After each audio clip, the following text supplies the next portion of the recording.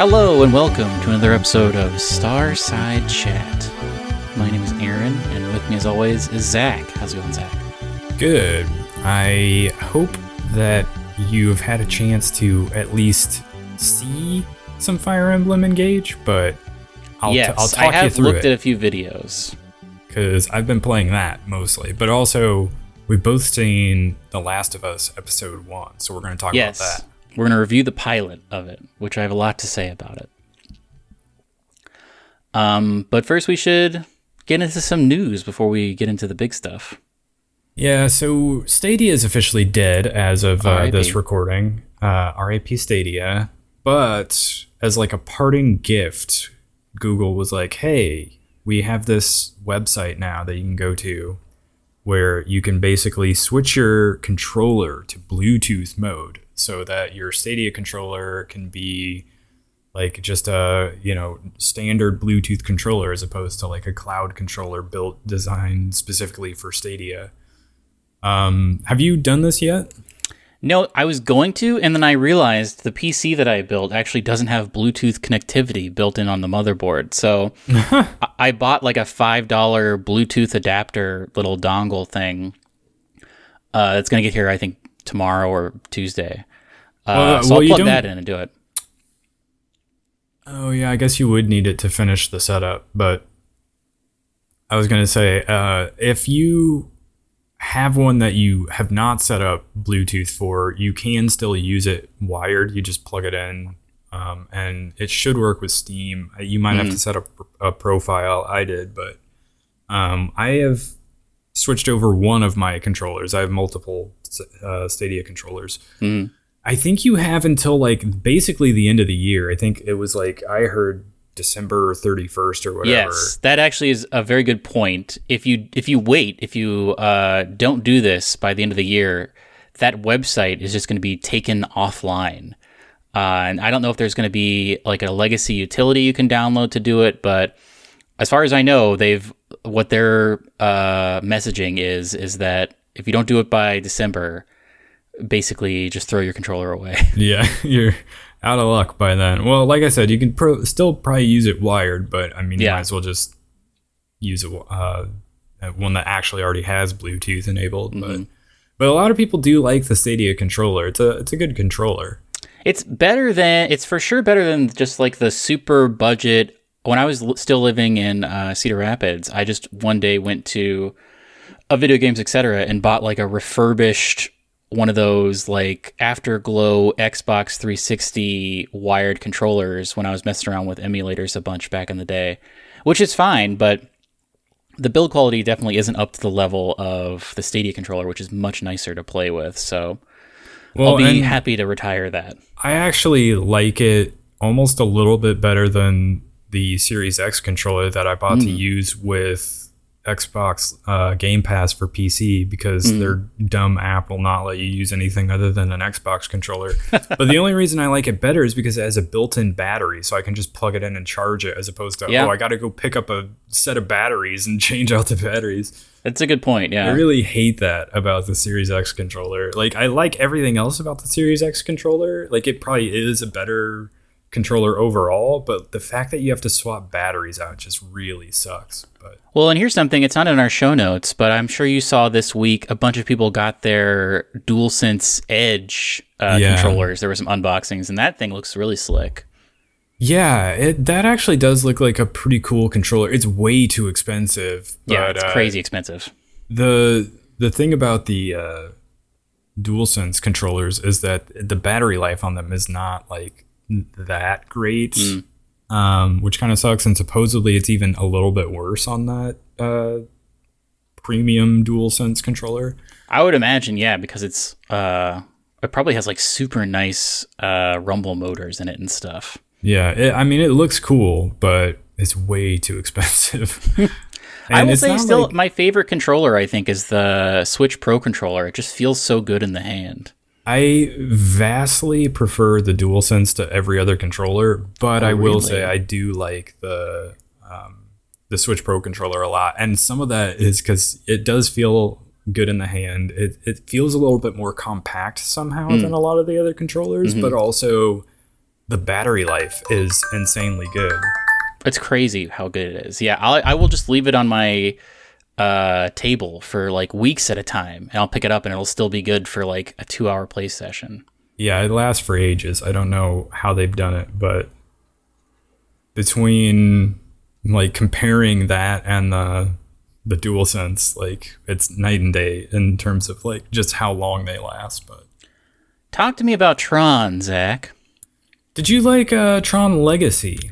I did. I saw it in theaters. I thought the soundtrack was very cool. I loved the aesthetic of it. I was into it overall, and I liked the ending. It had a very happy ending that I was into. Yeah, I liked it as well. I think it's an underrated movie.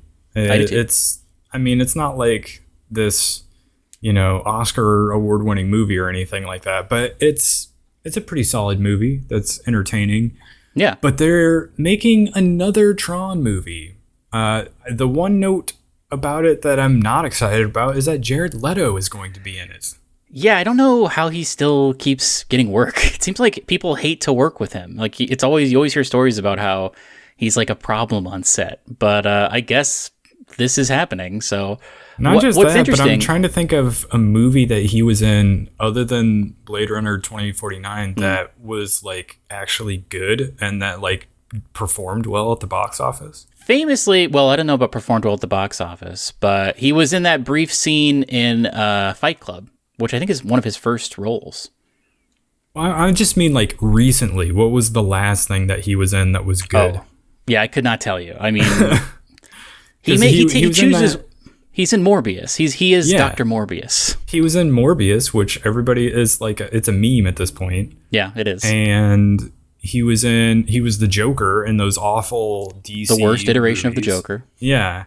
So, I mean, it is baffling to me that he's still thought of as like an in-demand actor, but I don't know what they're going to do with this movie. I read a long time ago actually, that they were trying to make a new Tron movie after Tron Legacy, and it was going to be related to the internet. Like it was going to have like the main deal about it was going to be like the simulation or whatever in like the internal computer stuff was going to get hooked up to the web, and that was going to be really crazy to see, which is interesting. And I would love to see the production design that they would come up with for that type of stuff. But I don't know. I mean, if it stars Jared Leto, I don't see like the Tron Legacy ended so coolly because it was like, oh, he brought this computer program into the real world. So like, what does that mean? But maybe we're not going to get a continuation of that story. Like, I don't know if Olivia Wilde's going to be in this even. So I don't know. Yeah, I was going to say, do you think they'll get Garrett Hedlund and Olivia Wilde back? I could not have even told you that guy's name, and I have to say that's a crazy name. It is a little bit, but Garrett Hedlund is that guy's name. Has he been in anything else? Yeah, he's been in a few things, but that was not necessarily his huge break that you might have thought it would have been. But I don't even know how to say this guy's name. That's the director of this upcoming Tron movie. Yeah, I'm not even going to try it. Ronning is his last name. Director of Pirates of the Caribbean, Dead Man's Tale. Oof. And Maleficent. And he directed maybe all the episodes of Marco Polo? Or no, it looks like maybe a couple of episodes. Wow. Of that Netflix a lot of series. Stuff I have not watched. Yeah, so I don't know if there's really all that much excitement about it, but it's another Tron movie. Yeah, if they don't get, I guess they can't get Daft Punk back No, they split up to do the soundtrack for it, so that's a little bit of a bummer.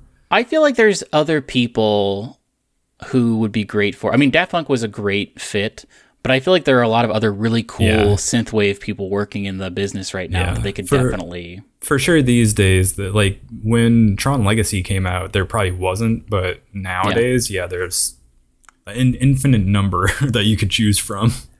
I'll check this. I mean, I guess we don't know anything about it, and who's to say there's even a script right now? But I have to say, I love the aesthetic of Tron Legacy and the original Tron for sure.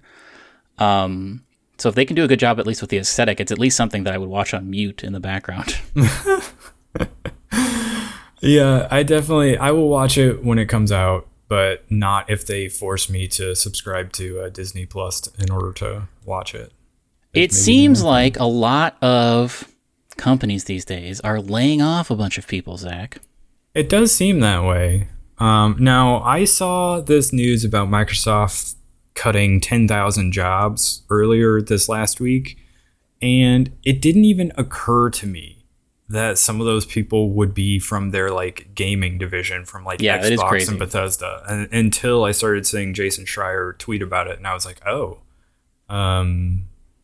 yeah, I don't know why I didn't think of that, but people from the Starfield team were affected. People from Bethesda Game Studios and 343 Interactive, the developers of Halo Infinite, were the ones that seem to have gotten hit the hardest from this.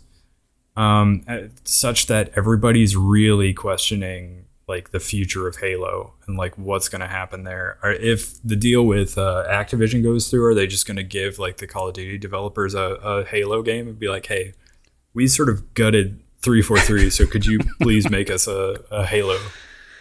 Not great. Not a great look.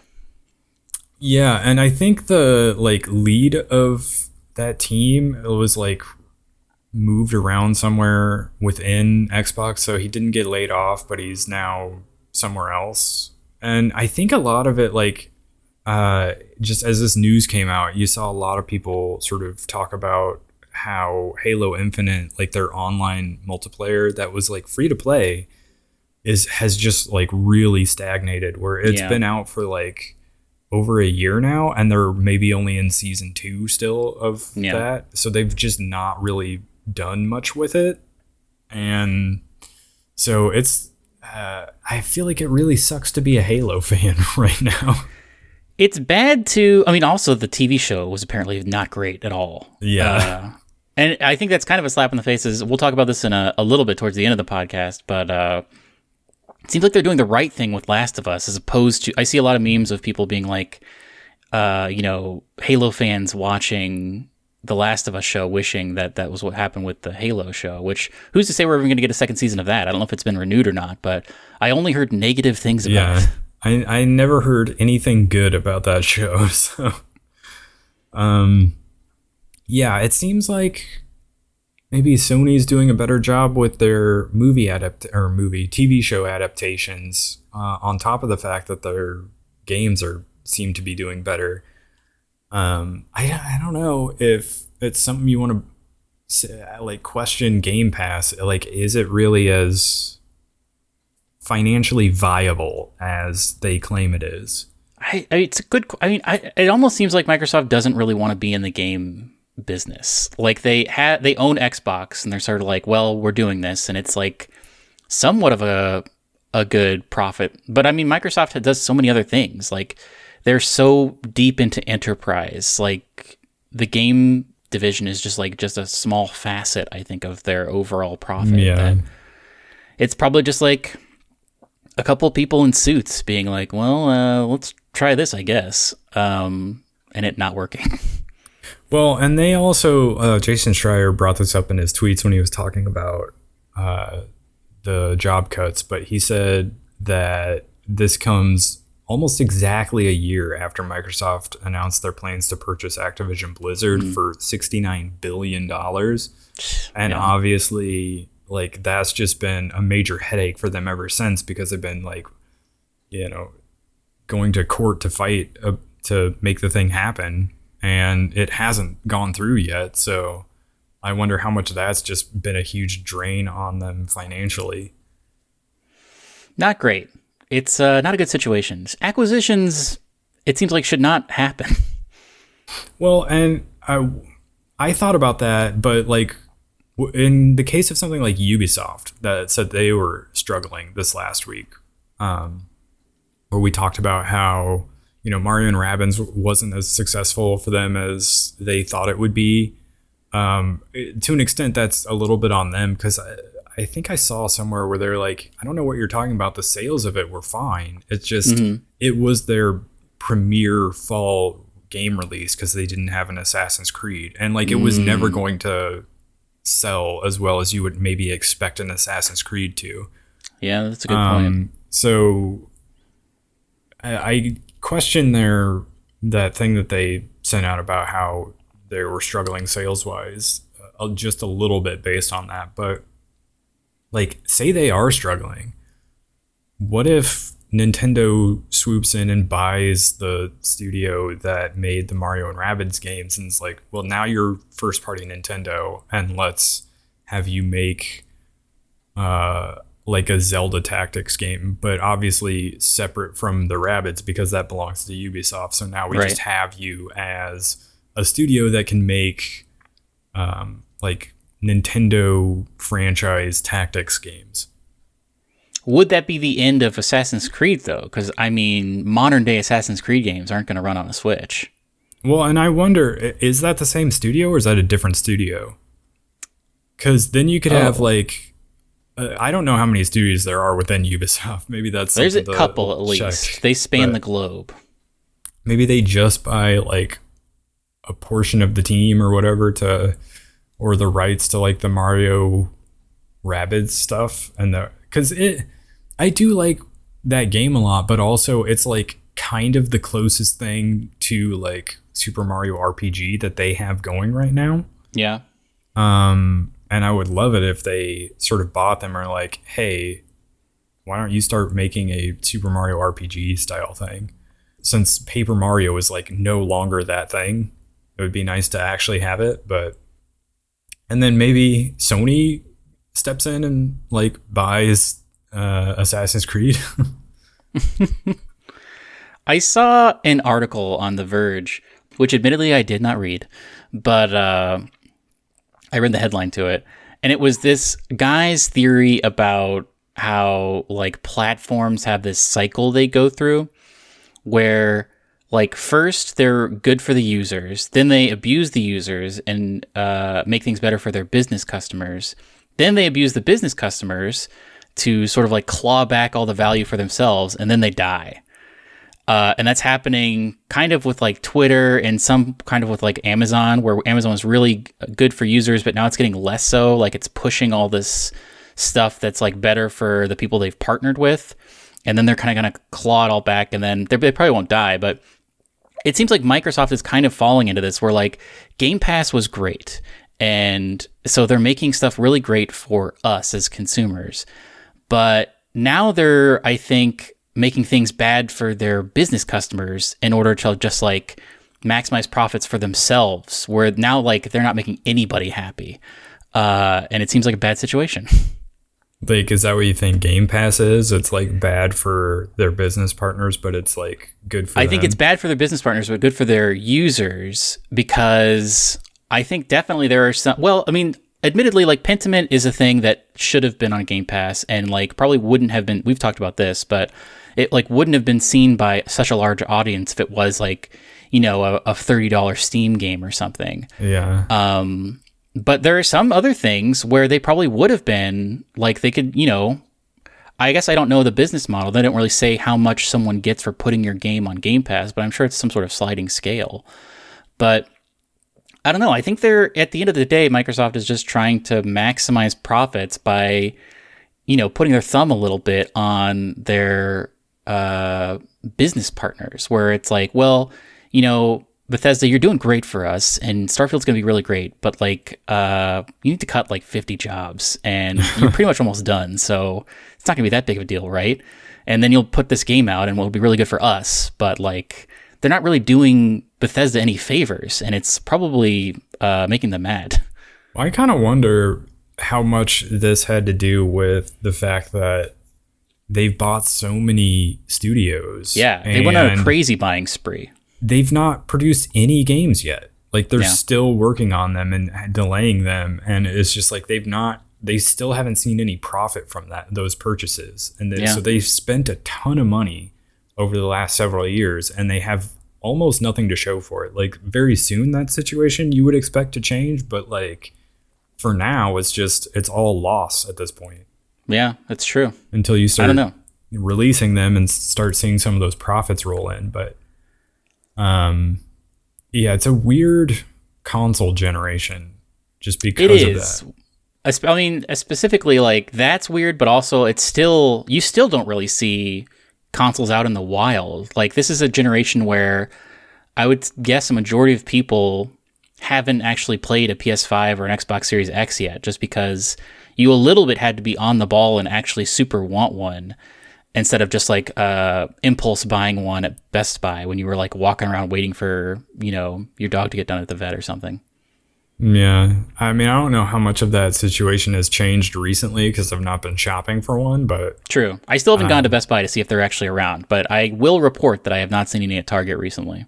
Also, the last time I was at Best Buy, the video game section was like fairly slim pickings. Like, I was a little surprised at how much they've almost like scaled down that section of the store. It seems like there's not much there, which kind of sucks, but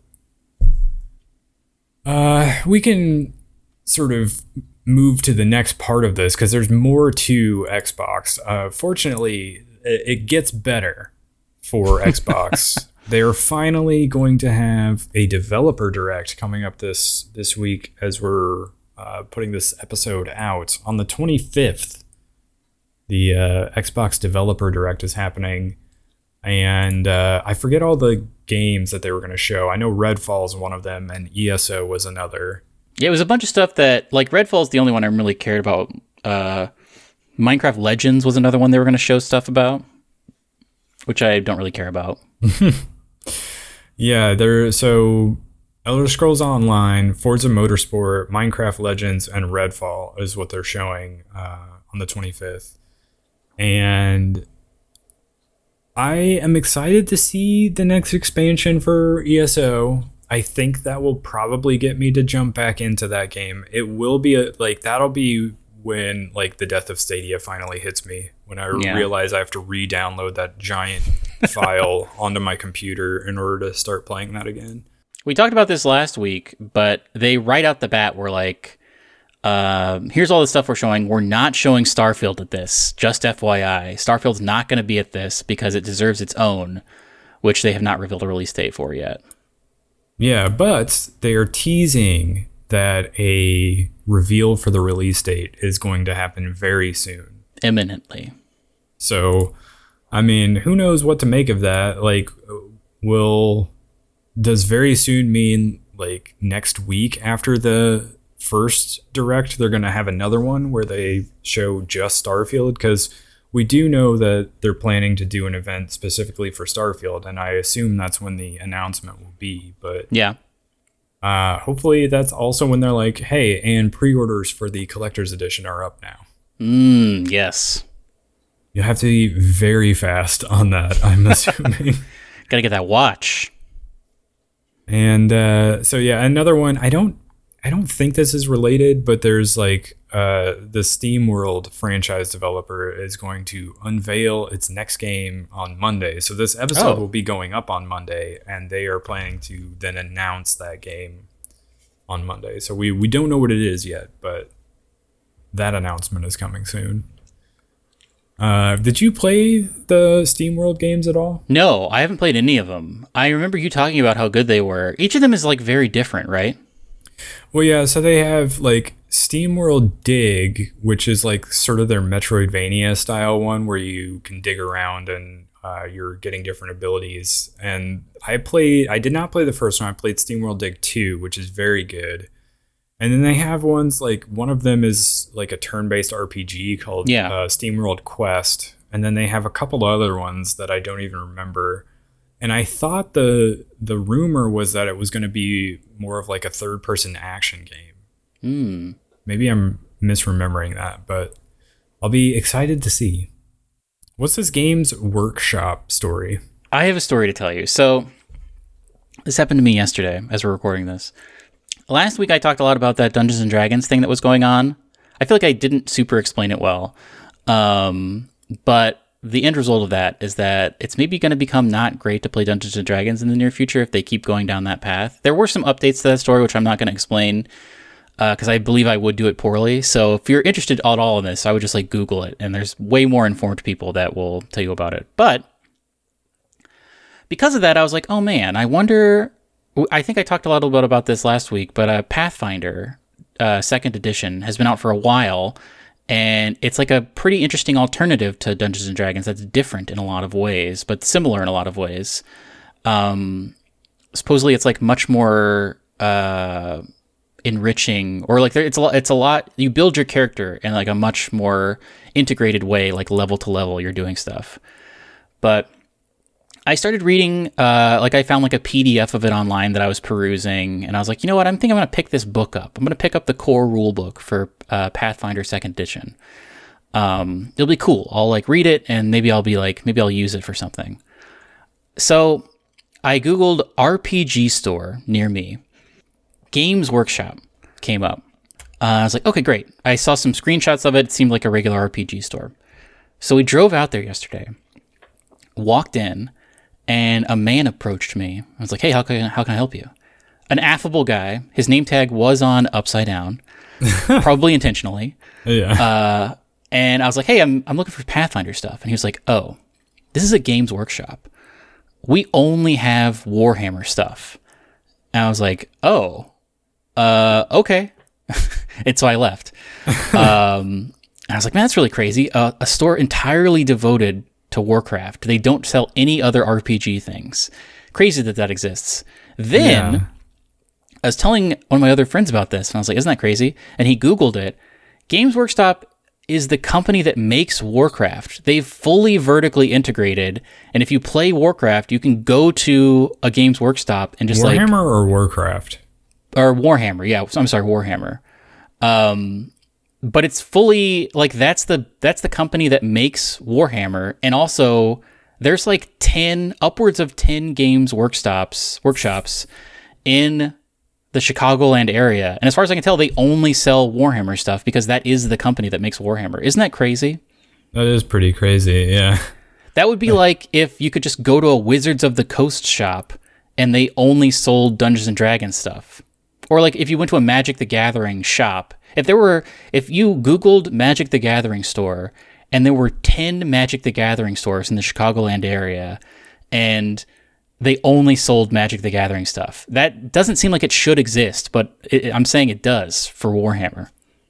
Do you think like the highest concentration of like Warhammer fans are in the Chicago area? I don't know. It's so crazy to me. I didn't expect Games Workshop to be the same company that like it would make sense to me if it was like, at first I was like, oh, this is just like a weird store owned by a guy who loves Warhammer, and so like he only stocks Warhammer stuff. This is a terrible business model. But in fact, I think this is like, I mean, I guess you can get online orders of stuff, but I think this might be the only place. I don't know if you can buy Warhammer stuff at other stores. I would assume that other RPG stores you can buy Warhammer stuff. So like, yeah. Why does this need to exist? Is this like a place? Is this like a store? Highly specialized. It's like if you walked into a store and they just sold peanut butter. And it's like, okay, I mean... Welcome to the peanut butter store. I like peanut butter, but like, you're paying rent on this building. What's going on? Are your sales well enough that you can like support and sustain this business model? It blew my mind. And I ended up not being able to get my Pathfinder stuff because of that. That's a shame. I ended up ordering it on Amazon, so it's all good. But very weird. Just throwing it out there. It's just a weird thing that I saw. Well, let's get into it. So the big game that's out this week is Fire Emblem Engage, and I've started it. You're not a Fire Emblem guy, but you will have to suffer through me talking about it. I'm eager to hear it. Okay. Well, I did get the collector's edition, which was very cool. Well, it came with a steelbook case and like some art cards and a poster and everything. And the one thing it didn't come with that I wish it did come with was like character profiles for like the Engage warriors that are the emblems that you get throughout the game. That would have been nice.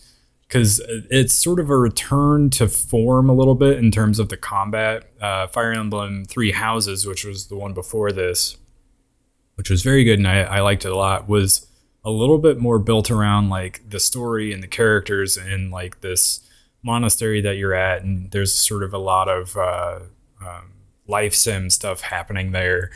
and they a little bit downplayed. I don't know if they necessarily removed it entirely, but they sort of downplayed the weapon triangle, the whole rock, paper, scissors aspect of the game, where it's like, swords beat axes, axes beat spears, and spears beat swords. And then you have like other things where like, bow wielders are strong against flying enemies, and magic units are good against like heavily armored enemies. And so there is sort of there's a counter to just about every character there. They brought that back in a big way for Engage, and even sort of refined it a little bit, where if you're careful about your positioning and who you sort of do your matchups with, like say you send a sword character to attack an axe wielding character, you'll sort of break their stance so they can't counter, because in each sort of encounter, if you attack someone, they'll get a chance to attack back unless you are like a ranged character and you're out of their range, or if you are able to break their stance because you effectively used the weapon triangle. So there's that, but then they also have the Emblem Warriors, which is sort of a smart thing that they did because of the fact that like Three Houses brought so many people into Fire Emblem for the first time. Not just because it was on the Switch, but also it was just really good and got really good word of mouth. And so Fire Emblem Engage brings a bunch of the main characters of past Fire Emblem games back and sort of introduces like a new audience to them, but also like if you are a longtime fan of Fire Emblem games, then you get to sort of re-experience having those characters in the game, which is cool. And it's a little bit like you have these rings. The joke is that it's Fire Emblem Rings of Power, because it's a little like Lord of the Rings, where you have these different rings that you use to sort of summon a hero of the past, basically, and they help you fight. And they're all from like previous Fire Emblem games, but they're not necessarily enough to go around for your entire party. So you can also make these bond rings that give just different stat boosts. Like maybe you make one that's like +2 health and +2 speed or something like that. And so you can kind of give all of your characters a ring of some sort to get some sort of stat bonus. And the bond rings that you make are sort of tied to, like, not in the same way where like you'll see the character almost like a ghostly apparition with you as you fight. Mm-hmm. But when you look at the ring in the menu, you do see like a character who you'd probably remember from a past Fire Emblem game if you played them.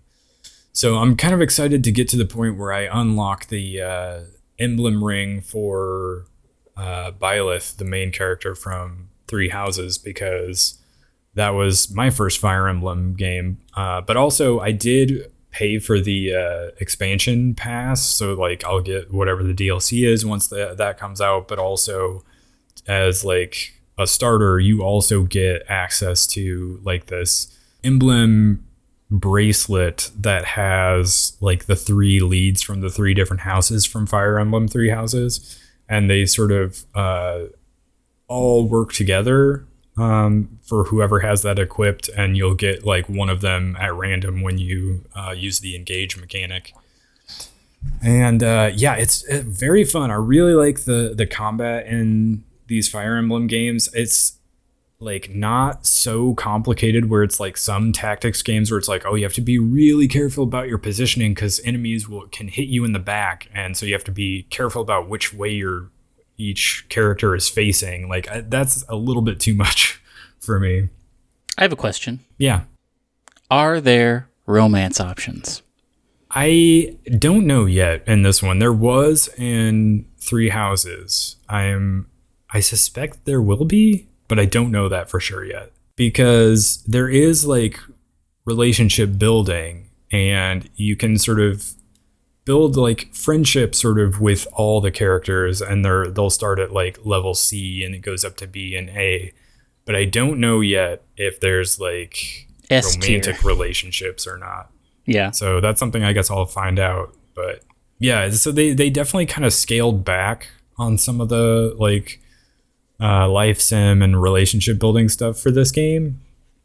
I think one of the criticisms of Three Houses that didn't bother me, but it was a little bit of a criticism, was that when you went back to the monastery, which is sort of like the hub area, there was always a lot of like, you had to go around and talk to everybody, and there was sort of a lot of different little life sim things to do, and some people thought that was too much or a little tedious or whatever.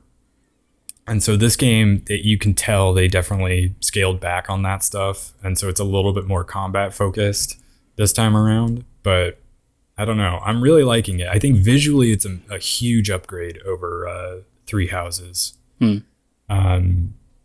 I think the animations look better, the character models look better, and yeah, it's very bright and colorful. I like it. Do you want to put it in the Game of the Year watch category yet? Well, so if you've been following along with that and the show, the only thing we have in there right now is Vengeful Guardian Moonrider, which neither of us have played. True. So let's throw it in there at number 1. I'm pretty comfortable with it being there.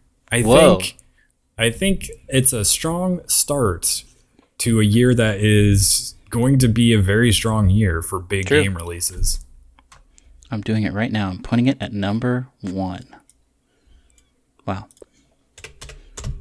Momentous. Yeah, I'm loving it so far. So I don't know where it's going to stand at the end of the year. But it's also like, it's a January game, so it's going to be tough. It's going to be tough to... Recency bias. Yeah, once some of those other games come out later in the year. Well, should we talk about Last of Us, the pilot episode? What did you think of it? I liked it. I didn't love the actress that plays Ellie. Yeah, I agree with that.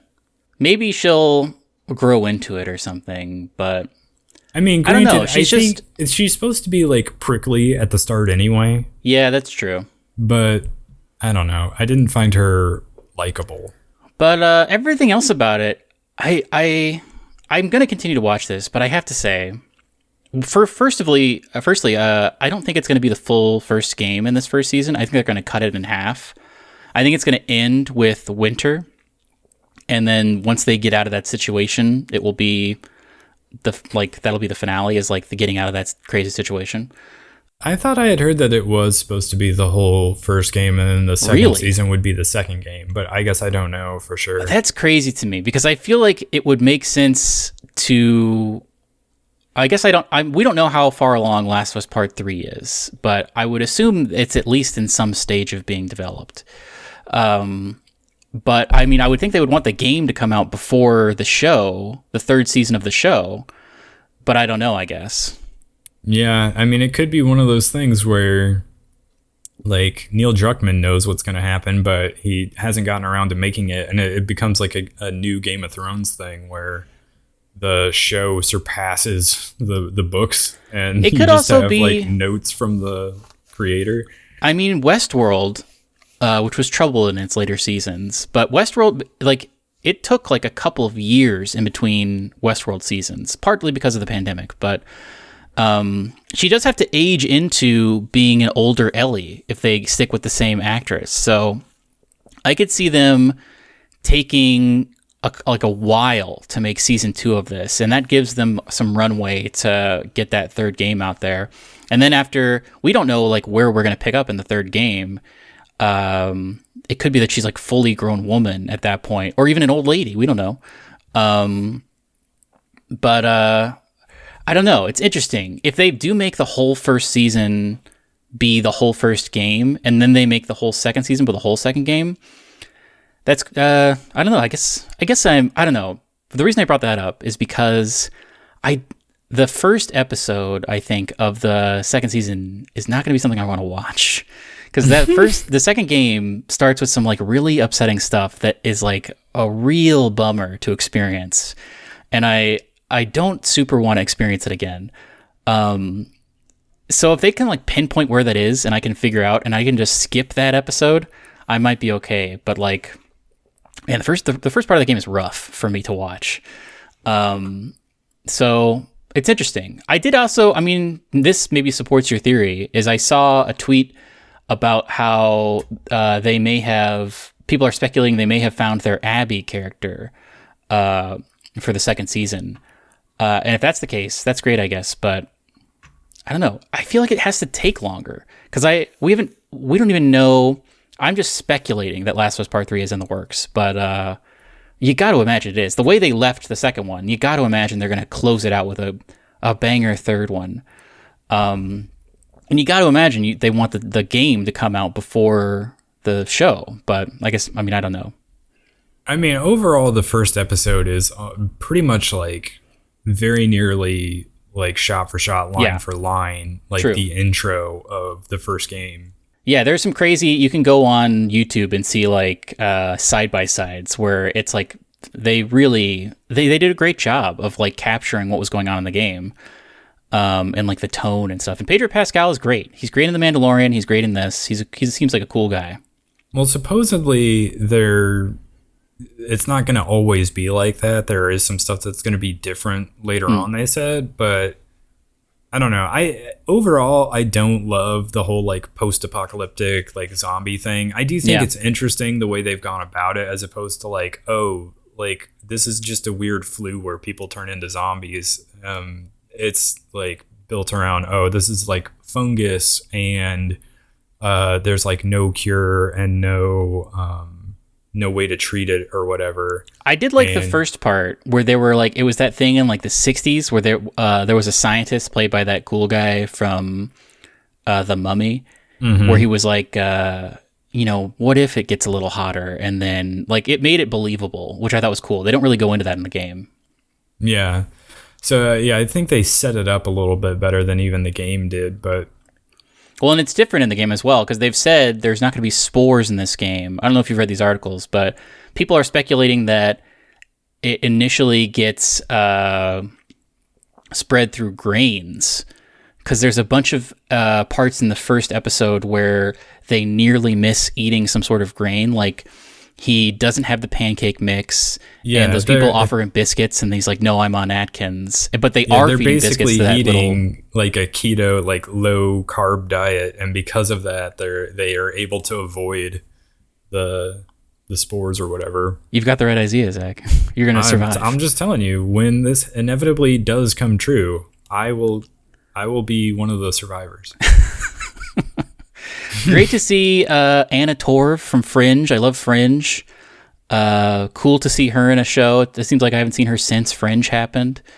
Fringe is a great show I used to watch, but I liked her character. Pedro Pascal, very believable. I agree with you that the girl that they got to play Ellie is the weakest link, and maybe she will like grow into it, but I just think she's like too, I think that prickly is the right word that you use. She's like too like, she is a little bit annoying, but she's like really playing into the like, I don't need this to be happening to me type of thing. Yeah. Which I guess was in the game, but I don't know.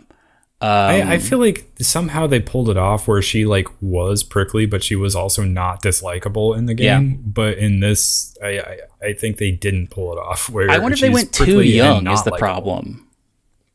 Yeah, she has like a very young looking face. Yeah. Bella Ramsey, who was like, she was great in a small role in Game of Thrones. She's like this really young person who's like has inherited the throne of like, or not necessarily the throne, but like the leader of some house in, one of the lands in Westeros. And she's like making all these really tough decisions, but she's also like, for being so young, she's like also like super strong in terms of like her command of like her people and all of that. And so it's like this sort of funny oddball thing where you don't expect to see it for such a young person, but she's like oddly stronger than a lot of the other people who are in command of their houses. And so it's kind of comical almost.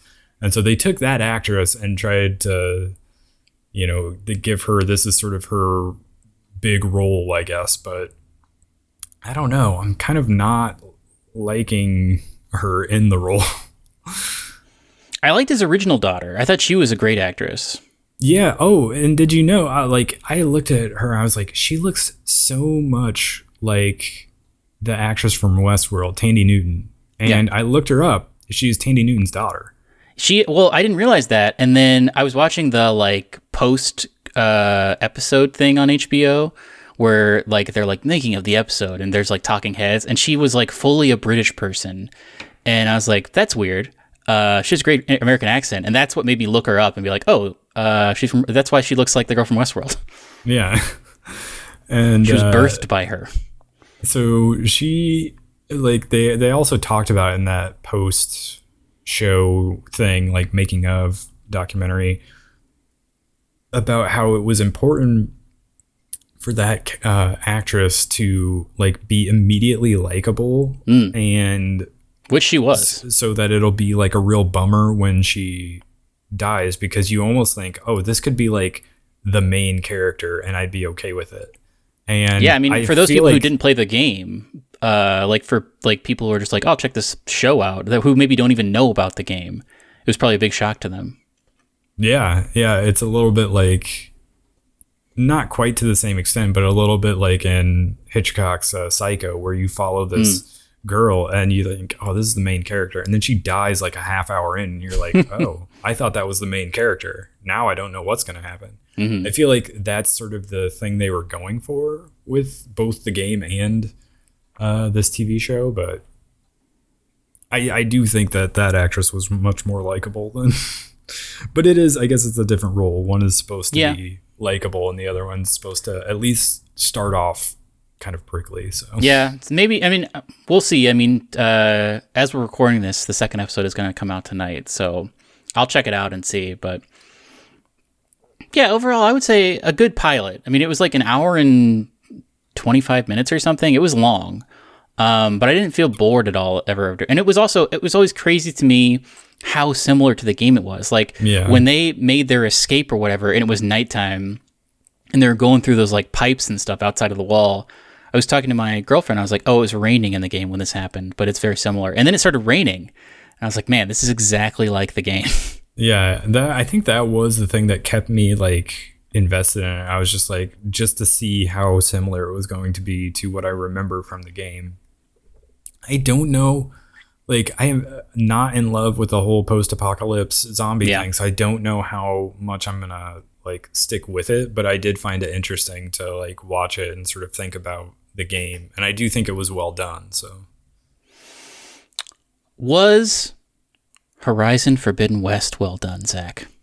It was, yeah. So I finally rolled credits on that. It was my goal to finish it before Fire Emblem Engage came out, and I did pull that off, and it was great. There's more I could do. I didn't do all the side quests and everything, but you know how in God of War there's a credit sequence where you're walking around or whatever, and you're like, oh, this is just how they're going to do credits, that's cool, and then they eventually go to an actual credit sequence. They did sort of the same thing with Forbidden West, where at the end of the game, Aloy is just flying around on one of those sun wings, and she starts at an early game area, and she just flies all around the map, going from different set piece to different set piece that you've seen from different points in the game.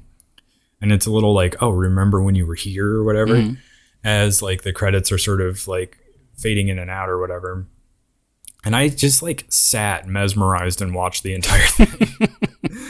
And it was great. I feel like I don't necessarily watch all credit sequences, but I really enjoyed that one.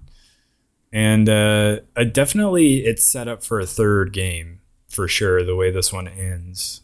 And it'll be very interesting to see how they move forward with it. And if it's one of those things where this will wrap it up and it'll be just a trilogy, or if it's no, this is just an ongoing franchise that will never end. I don't know what the case may be, but yeah, yeah, it was a cool ending to a game. I'll say that much. Well, I guess that didn't come out in 2023. What's that?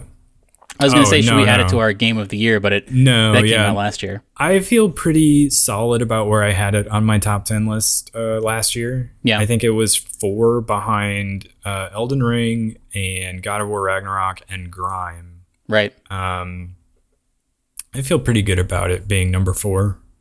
I think it was great, very fun, very polished game, looked incredible. Oh, the one funny thing that was like a sign of it not being polished for like the first time in the entire game was like towards the end, there's like a sequence where you're like storming this base and you have like a bunch of you have your entire crew that you've sort of built up throughout the game as you've been like adding friends to your sort of hub area to help you out with stuff. And you sort of are storming this base and you're supposed to be with like one of your friends and he is supposed to be like helping you out, and like you can kind of see some of your other friends just like off in the distance also like battling it out and pushing forward. But like it's you and your friend there, and I guess he like went down and I was maybe supposed to go revive him or something, but I like didn't see him, and so I pushed forward and didn't realize it. And so like every new checkpoint I got, he would like be laying there on the ground, but I couldn't interact with him to like revive him. But he would be like talking to me the whole time, and he was just like laying there and couldn't get up. And so it was very funny. It was a bummer not to have his backup because I'm sure it would have helped a lot, but it was very funny to me to just see him laying there. But yeah, otherwise, very good, very polished game. Looks incredible on 4K HDR. Oh yeah, I'm sure. So, and I don't know. There's going to be a DLC this year that I may play. I don't know. It was one of those things where I finished it and I was like, man, should I go back in and do other side stuff? Because I was like, it's a little bit of a bummer that it's over now, I guess. But, yeah. Did you ever go back and do any of the God of War side stuff? I did some of it. I did jump back in and do like I did more of the berserker fights and close some of the rifts and stuff like that. But I didn't do all of it. I definitely didn't go to that one place where like all the challenge levels are. Oh yeah, Muspelheim. Yeah, that's a game I've thought about going back to doing more of, but I have not. Well, speaking about going back, I've been watching Trigun Stampede. When did that come out? I think the first episode was 3 weeks ago, and the 4th episode came out yesterday, I want to say. This is like bringing back Trigun in a new way? Yeah, so the original Trigun came out way back in the day. I watched it on Adult Swim very early. It was like, I think it was part of the original programming block of Adult Swim.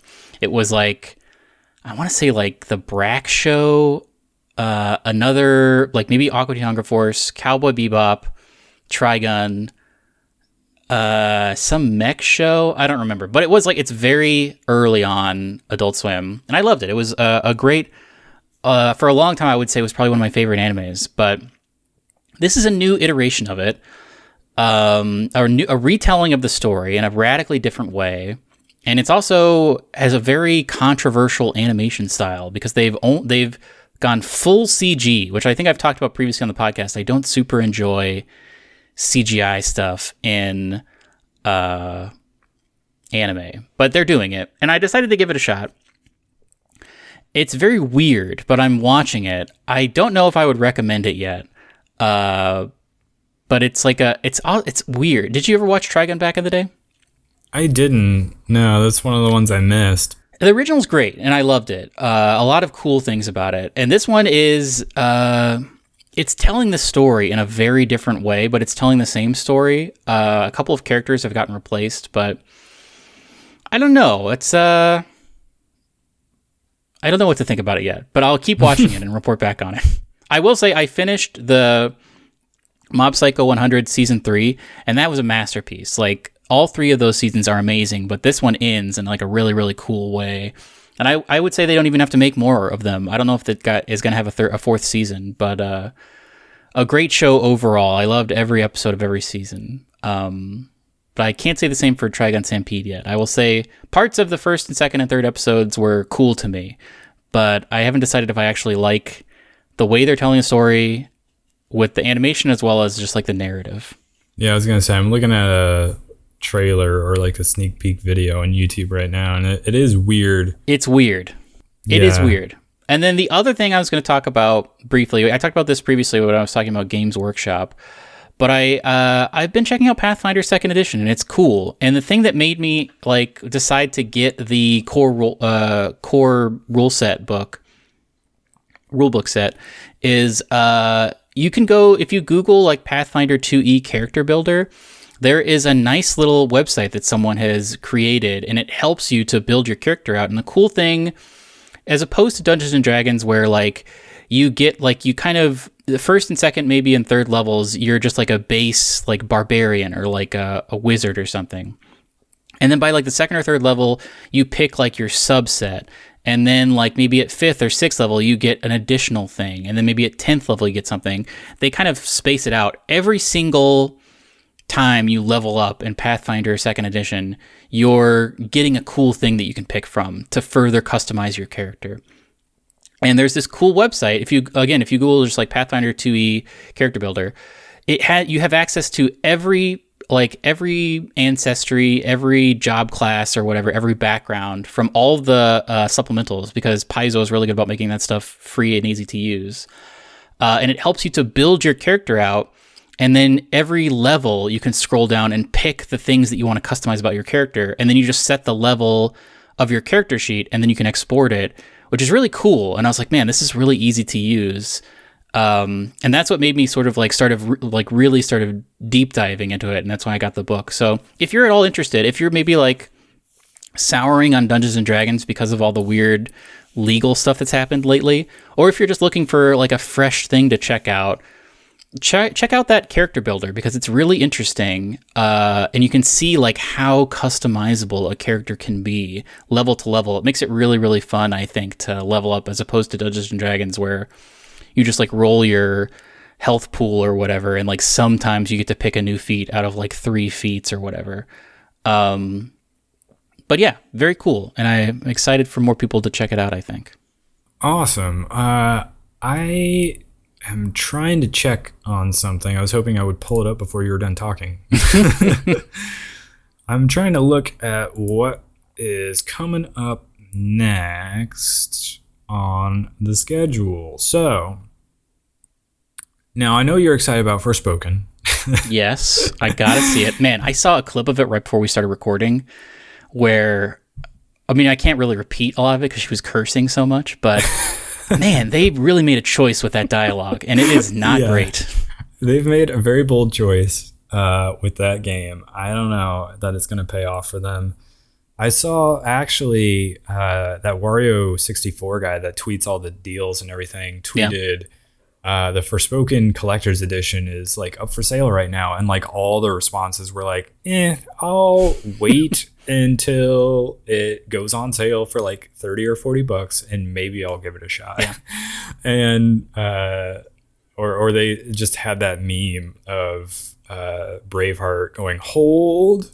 You know, I think if you could play it, if you can switch the audio to like Japanese or something, I think that actually is going to improve the game significantly. You might, maybe go on Play Asia and see if there's like a Japanese version of. I think probably it has accessibility options. I would bet you can play it in like French or, I mean, I think a lot of games these days you can select what language you want to play it from and also have like English subtitles. Yeah, that could be. So it'll be interesting to see the reaction to that game once it comes out. I'm definitely not going to play it myself, but I may watch some people play it. But that comes out on Tuesday as this episode's coming up. Oh, wow. I didn't know it was that soon. Yeah, it's very, very soon. And then Hitman World of Assassination comes out on Thursday. And then it's the Dead Space remake. Whoa. On Friday. So some big games coming out here in January, just before February explodes. I know you're looking forward to Blank. You remember that game? I think it'll be a co-op game. It's the one that's like black and white, and there's like two animals running around being pals.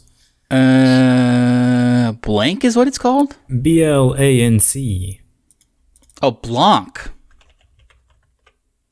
Yeah, that's what I said. Yeah. Do I remember this? Oh, yeah, with the little fawn and like the little dog. I would play this. Yeah, I totally forgot about this game.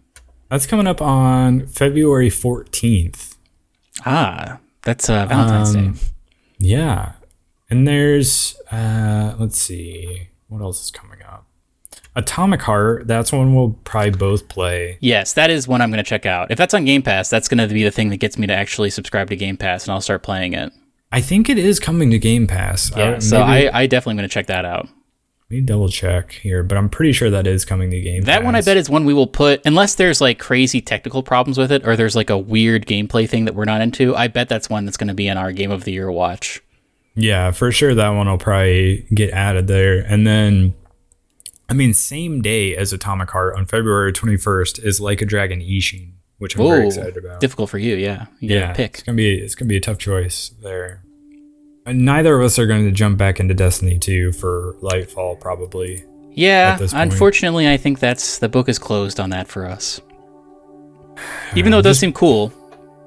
It does seem cool. It seems like one of the coolest updates they've had in quite some time. Unfortunately, it's too little too late. Okay, coming to Game Pass. Yes, you can even pre-install Atomic Heart right now. Ooh. That's very interesting to me. So yeah, a lot of cool stuff coming up here in the next like month or so that's going to help fill out our little Game of the Year watch that we're doing. We still don't have an official name for it. Yeah, I have not put any brain power into thinking of a name for it, but I will come up with a pun eventually. All right, well, do you have any parting wisdom? My parting wisdom is... I never really think... well, I'll say Pathfinder 2nd Edition. I'll roll that into my recommendation for you, my parting wisdom, is check out the character builder for Pathfinder 2nd Edition and see if it piques your fancy. And if so, then a lot of the rule books, or a lot of the rules are available free online. If you just Google Pathfinder 2nd Edition rules. Easy to find if you're not looking to spend money at the offset, but a cool little game, it seems like. I'm learning more about it. And my parting wisdom is check out that Sackboy Big Adventure on PS5. Oh, yeah. PS4, PS5. That is a very, like, the more I play that game, the more I'm like, this is exactly like that Super Mario 3D world. It just happens to have a Little Big Planet skin on it. Little Sackboy. And it's a very fun co-op game that I highly recommend. Also, play Fire Emblem Engage because it's very good. It's getting good reviews, so check it out. And on that note, we'll catch you on the next one. Goodbye. Goodbye.